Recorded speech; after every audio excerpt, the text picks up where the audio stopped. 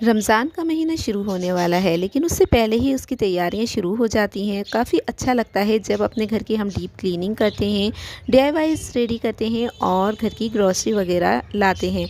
बस काफ़ी रौनकें लगना शुरू हो जाती हैं। रमज़ान का महीना आने से पहले ही एक खुशी का एहसास होने लगता है दिल को। ऐसा लगता है जैसे खुशियाँ आ रही हैं बहुत सारी और हम उनका इस्तकबाल कर रहे हैं। अस्सलाम वालेकुम viewers, welcome back to my channel. I hope you are doing very well. सभी के घरों में रमज़ान की तैयारियां शुरू हो गई हैं और मेरे घर में लेकिन अभी तक कुछ भी तैयारी नहीं हुई है, क्योंकि हमारा घर में कंस्ट्रक्शन चल रहा है और मुझे काफ़ी ज़्यादा बिज़ी हूँ इस टाइम। तो सोचा था लास्ट ईयर की काफ़ी तैयारियां करूँगी, अब के साल रमज़ान शुरू होने से पहले ही ये करेंगे वो करेंगे, लेकिन कुछ भी नहीं हो पाया है। लेकिन इंशाअल्लाह धीरे धीरे सब कुछ होगा और बहुत अच्छा होगा, क्योंकि कई बार होता है ना कि हम थोड़ा धीरे धीरे काम करते हैं लेकिन फिर सब कुछ हो जाता है। लगता है जैसे कि सब कुछ हमारी सोच से अलग जा रहा है, लेकिन धीरे धीरे सब कुछ वापस आने लगता है। बिल्कुल वैसा ही होने वाला है इंशाल्लाह मेरे साथ भी। कंस्ट्रक्शन होने की वजह से पानी का कनेक्शन डेली कट जाता है, जिसकी वजह से घर में पानी की बहुत ज़्यादा कमी हो रही है। तो मैंने ना इसी वजह से वॉशिंग मशीन नहीं लगाई, बल्कि हाथ से ही धोया। वैसे जो कुरान शरीफ के जुज़दान होते हैं ना, अम्मी हमेशा इसी तरह धुलवाती हैं कि पहले एक बर्तन में उसको सोक करके रखवा देती हैं और उसके बाद सिंक में उसे अच्छे से धुलवा देती हैं। उससे ना कोई भी मतलब पाकीज़गी का को लेकर कोई भी डाउट नहीं रहता है और मुझे भी अच्छा लगता है इस तरह से धोना। अब तो आदत हो चुकी है, मैं कुरान शरीफ के कवर भी इसी तरह से धोती हूँ। अच्छा लगता है रमज़ानों में कुरान शरीफ के कवर चेंज कर दिए जाएं, हो सके तो नए बना लीजिए, क्योंकि जो पुराने जुज़दान होते हैं या कवर होते हैं तो इनको ना हम आसानी से इनमें हमारी हदीस की किताबें रख सकते हैं या बच्चों के सिपारे रख सकते हैं, कुछ भी इस तरह से, तो ये भी वेस्ट नहीं जाते हैं। अभी कोई सेपरेट जगह नहीं है कुरान शरीफ को रखने के लिए, इसलिए मैं अलमारी के ऊपर रखती हूँ ऊंचाई पर, ताकि कोई भी बेअदबी ना हो। और इंशाल्लाह जब भी कबर्ड का कोई काम होगा ना, तो मैं एक सेपरेट कॉर्नर ज़रूर बनवाऊंगी कुरान शरीफ और हदीस रखने के लिए। जा नमाज को फ़ोल्ड करना अभी मैंने कुछ टाइम पहले ही सीखा है। उससे पहले मैं इस तरह से फ़ोल्ड बिल्कुल नहीं करती थी, जैसे कि चारतें होती हैं ना, बस ऐसे बना देती थी। फिर मुझे किसी ने बताया कि जा नमाज को हमेशा लंबाई में फ़ोल्ड करना चाहिए। उससे एक फ़ायदा ये होता है कि जिस जगह हम पैर रखते हैं ना, वो सजदे की जगह से टच नहीं होते। दूसरा, इसकी छोटी सी तय होती है, तो कहीं भी हम इसको एडजस्ट कर सकते हैं।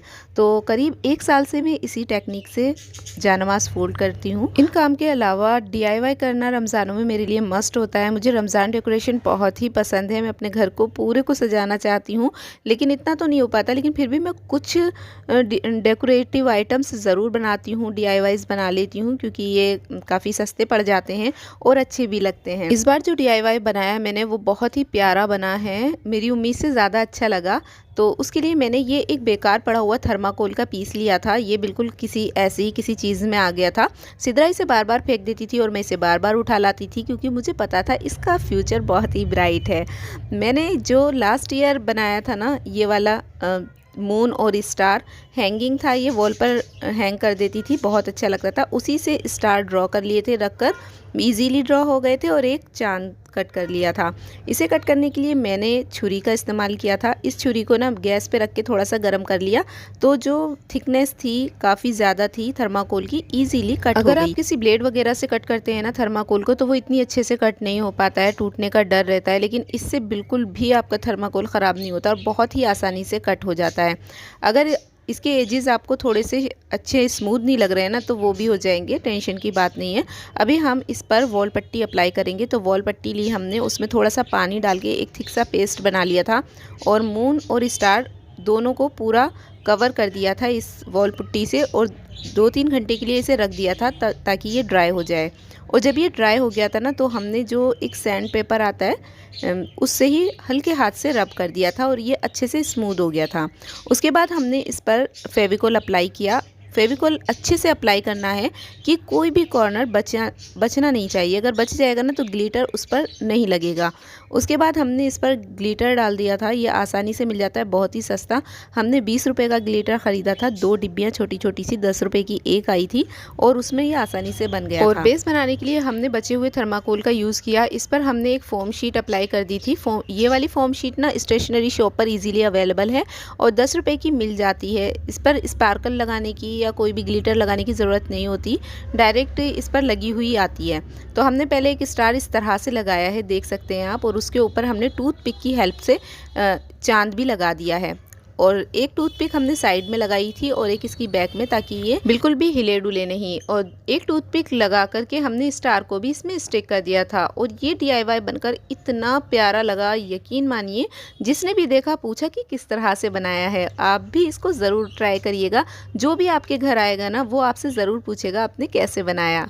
दूसरा DIY हमने बनाया है इस कार्डबोर्ड से। ये हमने एक पेस्ट्री का बॉक्स लिया था। जब भी कोई ऐसी चीज़ आती है ना तो बस हमारे माइंड में आइडिया आने स्टार्ट हो जाते हैं।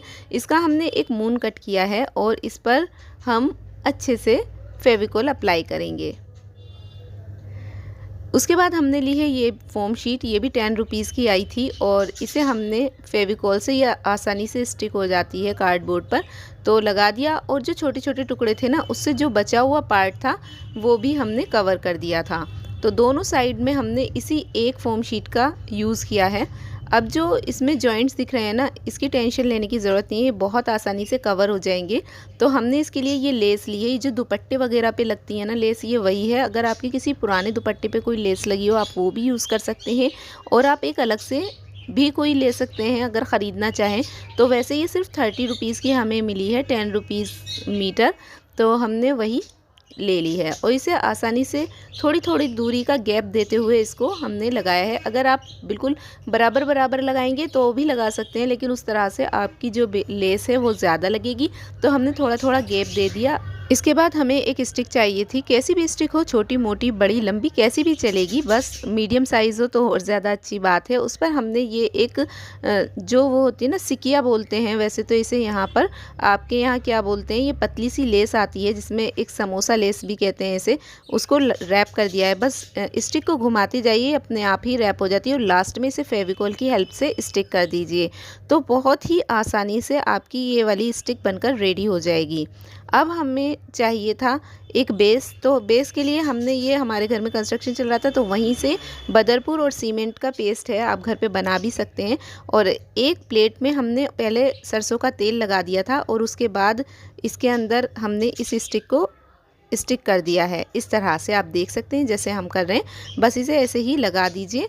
इसे बस बीच में रोकना है, किसी भी तरह से आप जुगाड़ करके इसको रोक सकते हैं थोड़ी देर के लिए, ये टाइट हो जाएगी। तो हमने ओवरनाइट इसे सूखने के लिए रख दिया था और बस हमने प्लेट को पलटा और ये हमारे हाथ में थी। क्योंकि हमने सरसों का तेल लगाया था प्लेट पर, इसलिए ये बहुत ही आसानी से निकल गई। वैसे तो इस पर पानी डाला जाता है ताकि ये मजबूत हो जाए, लेकिन क्योंकि इसमें स्टिक भी है इसलिए हमने पानी नहीं डाला, बल्कि थोड़ा सा वॉल पुट्टी लेके ना एक बहुत ही रनी सा पेस्ट बना लिया और एक बार उसे ब्रश की हेल्प से अप्लाई कर दिया था।